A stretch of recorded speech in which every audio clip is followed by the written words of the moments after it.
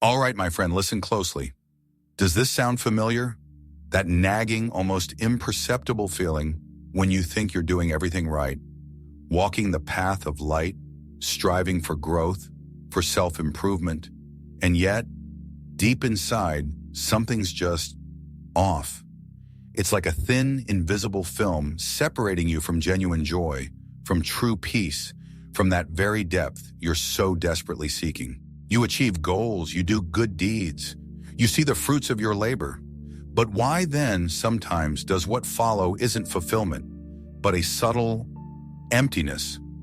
Or maybe it's anxiety, a fear of losing it all, or even a strange, almost shameful self-congratulation that you immediately want to bury deep down. We live in a world that constantly tells us, be better, achieve more, improve yourself, and we follow that call. We read the books, attend the workshops, work on ourselves, and that's wonderful. But have you ever stopped to think that the most cunning, the most insidious opponent to your true transformation might not be hiding in external obstacles, not in laziness or procrastination, but in something far more subtle? What if it's lurking in your very virtues, in your successes, in your feeling of, I'm doing great? It's a paradox, isn't it? How can that be, you ask, when that's precisely what I was aiming for? To become better, to do good, to grow. And right here, my friend, lies the great secret, the profound truth that's so easy to miss in the hustle of our daily accomplishments. Imagine a master spy who doesn't try to break you with brute force, who doesn't attack you openly. Oh no, this one is far more cunning. This spy tiptoes behind you as you confidently stride along the path of your achievements, and quietly, almost imperceptibly, whispers in your ear, look at you. You're amazing. You've done so well. You're truly special. You've grown so much spiritually. You've achieved so much. And this whisper, so sweet, so pleasant, seeps into your very heart, echoing there as a sense of self-importance, self-satisfaction, pride. And there, my friend, is the trap.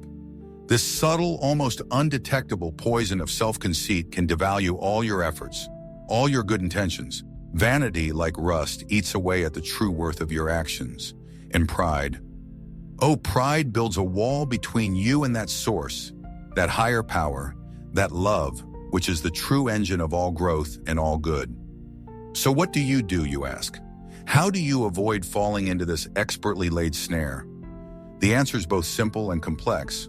Always be vigilant. Cultivate within yourself an inner observer, that wise guardian who stands at the threshold of your heart, carefully scrutinizing everyone who enters.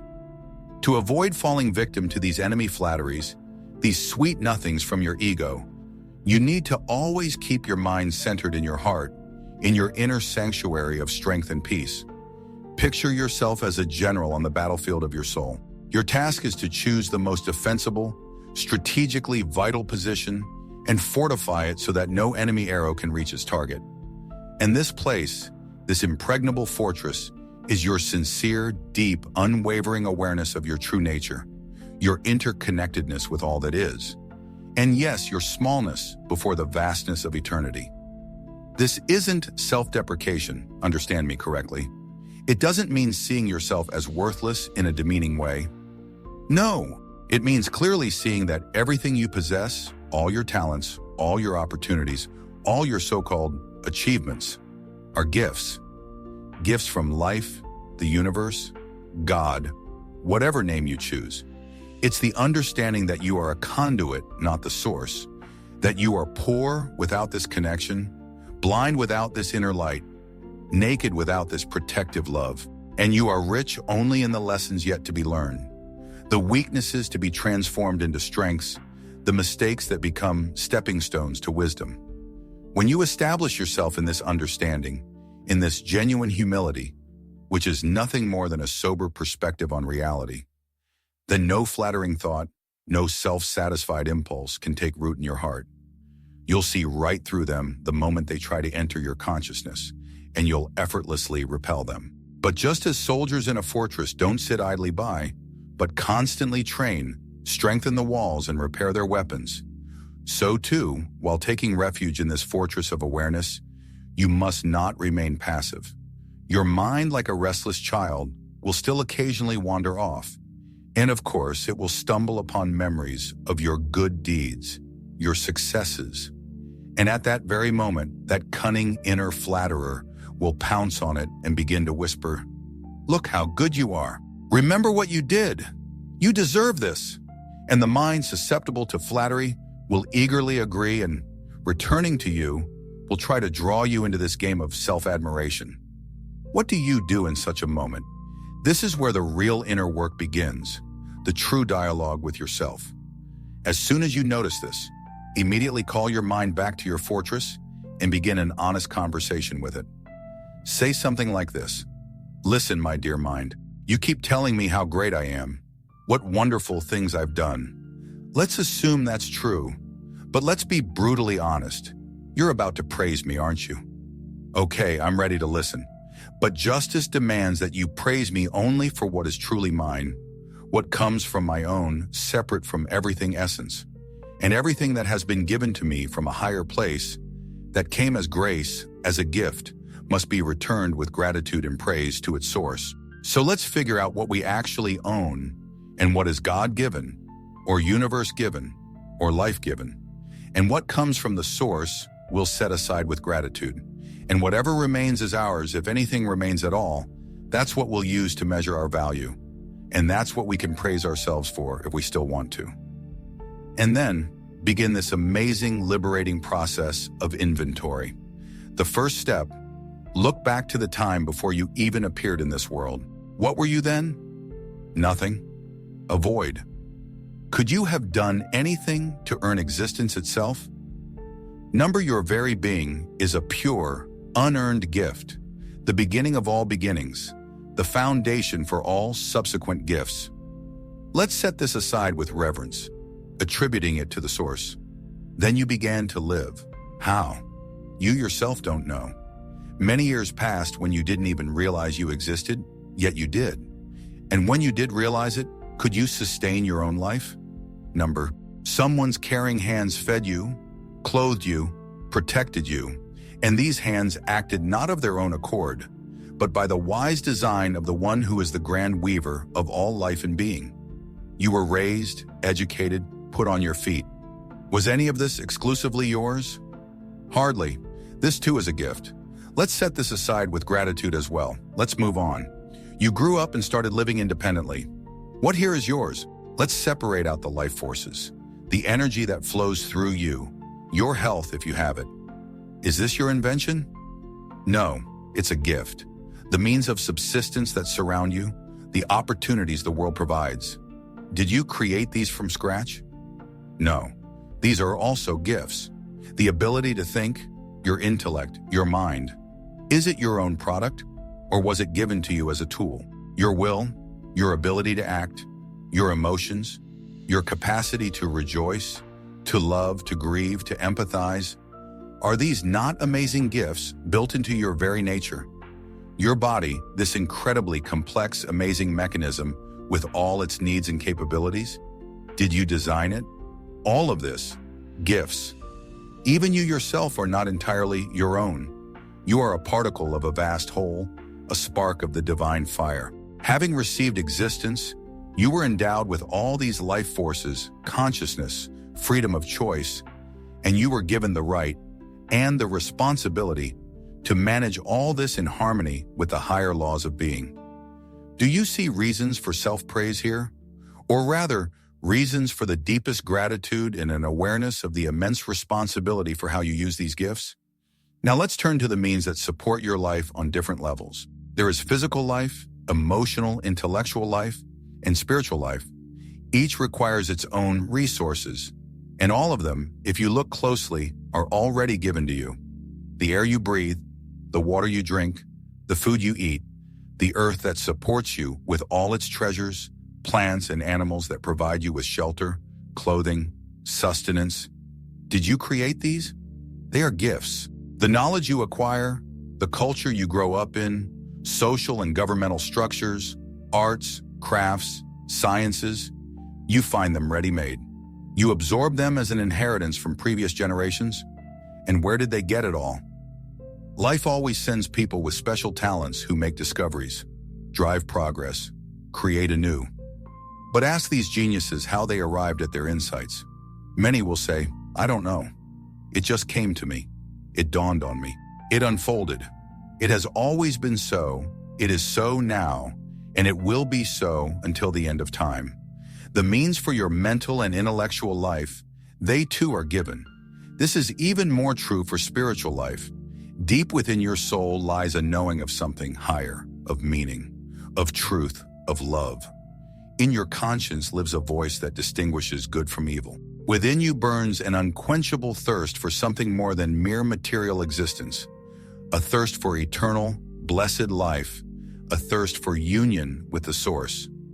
This seed of spiritual life is sown in you from the beginning, at the moment of your birth, like a divine spark. It develops under the influence of your environment, the people you meet, the books you read, the experiences you have. What an incredibly great blessing it is to be born and live where there is access to true spiritual knowledge, to the wisdom of the ages. Look around. We have access to teachings about a singular source, about love as the highest law, about the power of forgiveness, about the path to inner light. We can connect with spiritual communities, with practices that help us purify our hearts, elevate our spirits, and live with hope for something better, for a resurrection to a new transformed life. And all of this, in its purest form, is available to us. And it's not our doing. It's a priceless gift. So you see what immeasurable riches surround you, what means for a full, multifaceted life you possess. And not one of them is the fruit of your efforts alone. Everything is given to you.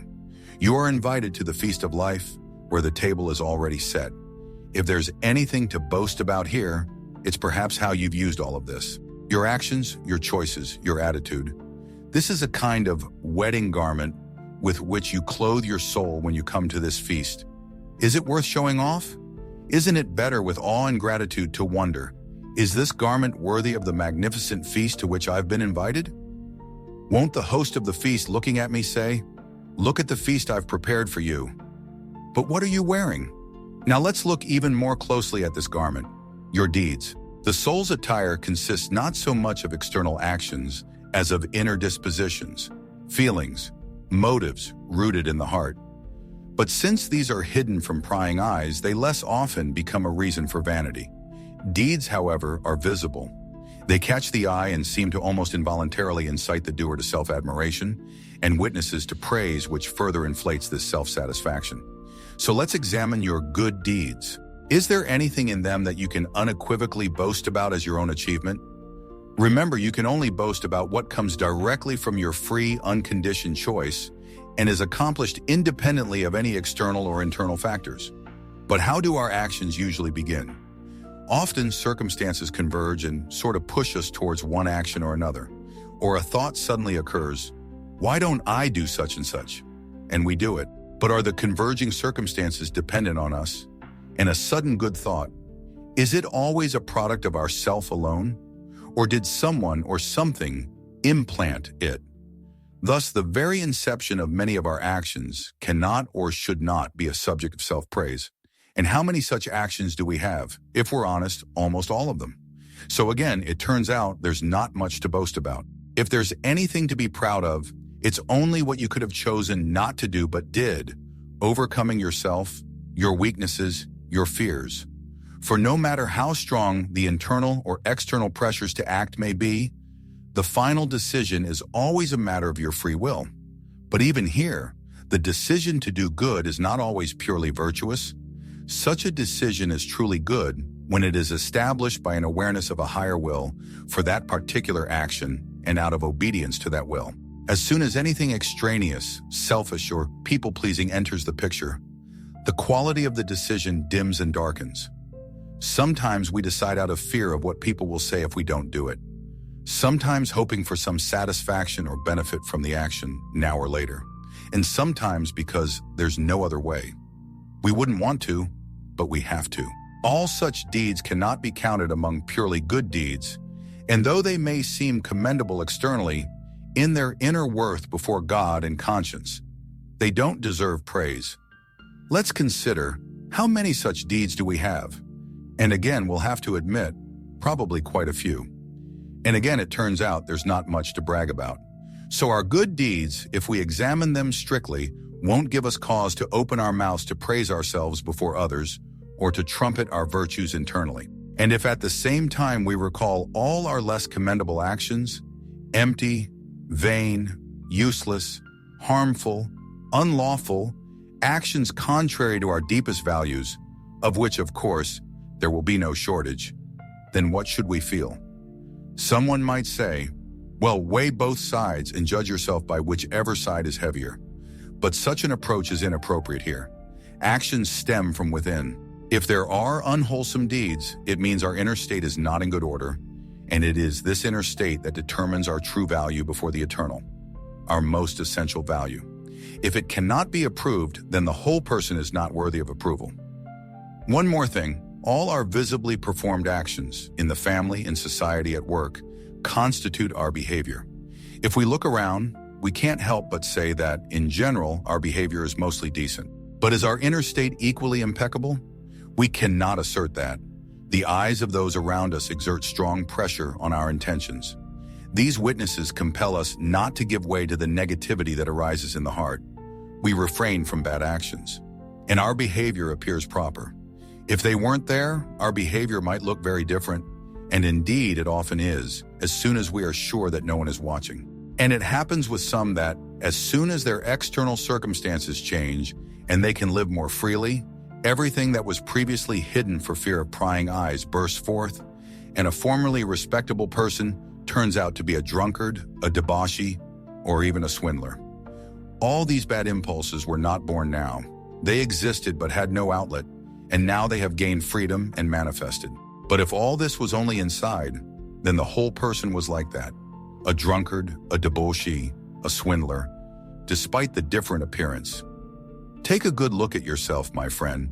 Don't you belong, at least to some extent, to such a category? If so, even to a small degree, then you should not boast or accept praise. So, my friend, if, following this example, you begin to examine your life more often and more deeply, then when the enemy starts to trumpet in your ears how good you are, this trumpeting will find no echo within you in self-satisfaction and self-approval.